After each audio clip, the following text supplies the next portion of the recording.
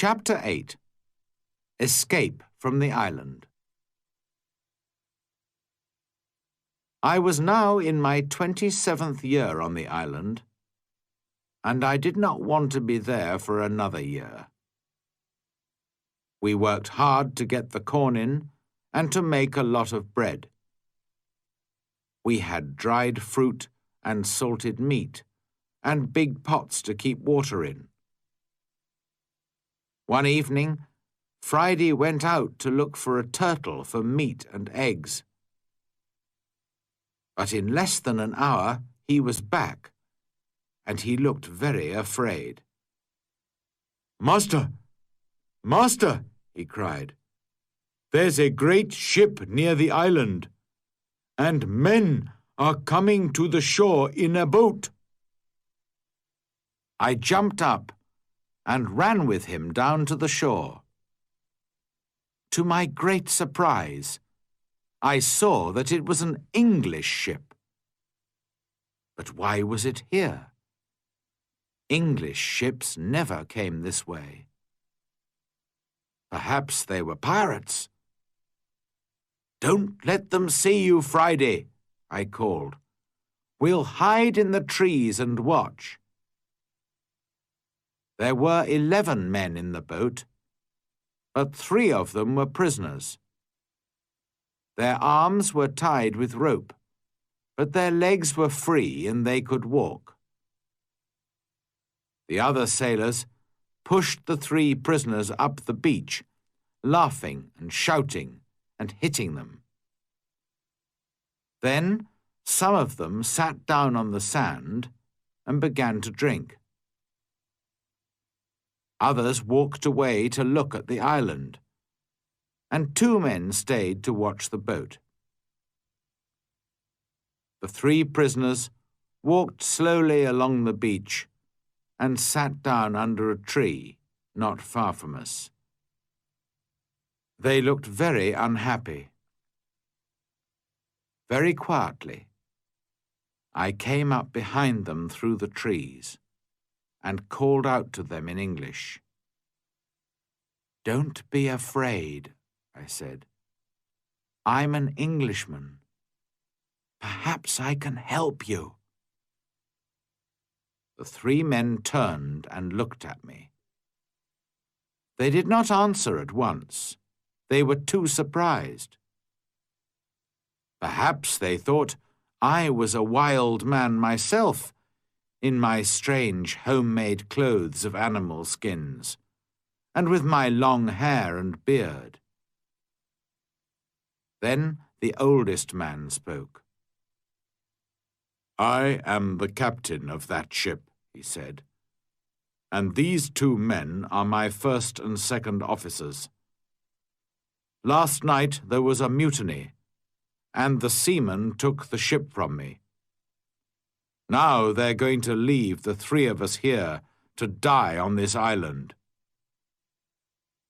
"Do these mutineers have guns?" "Only 2, he answered. "And they've left those on the boat." "All right," I said. "We'll fight them. But if we get your ship back for you, you must take me back to England." The captain agreed immediately and thanked me very warmly for my help. Friday ran back to my house to get all the guns, and the captain and I made a plan.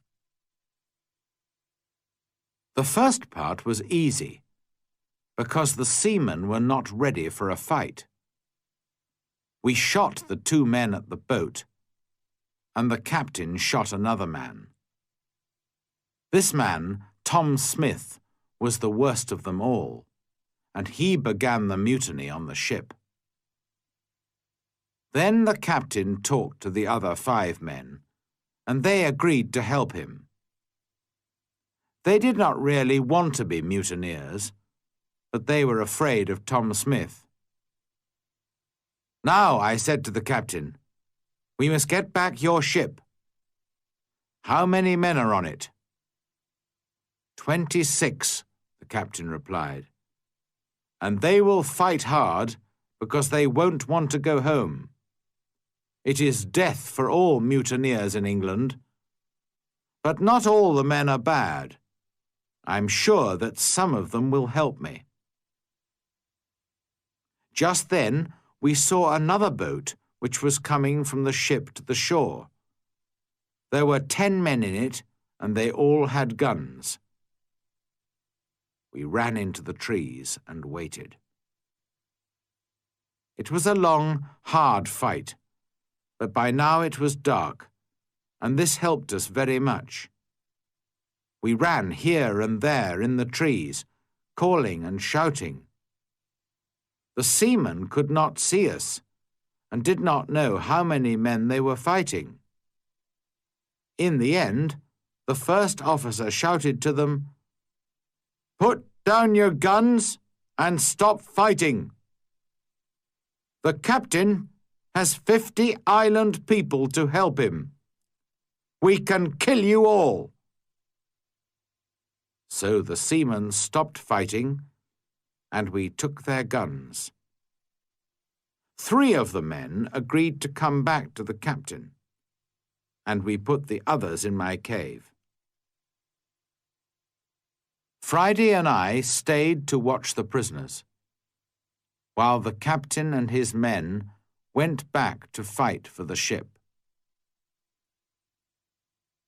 All night we listened to the sound of guns and shouting. But in the morning, when the sun came up, the captain was master of his ship again. I went down to the shore to meet him. "My dear friend," he cried, "there's your ship. I'll take you to the ends of the world in it." I put my arms round him, and we laughed and cried together. How happy I was to leave the island. My good friend Friday came with me, of course, but we left the mutineers on the island. We decided not to kill them. They could begin a new life on the island. I showed them my 3 houses, my cornfields, and my goats, and all my tools. Their life would be easy, because of all my hard work for so many years.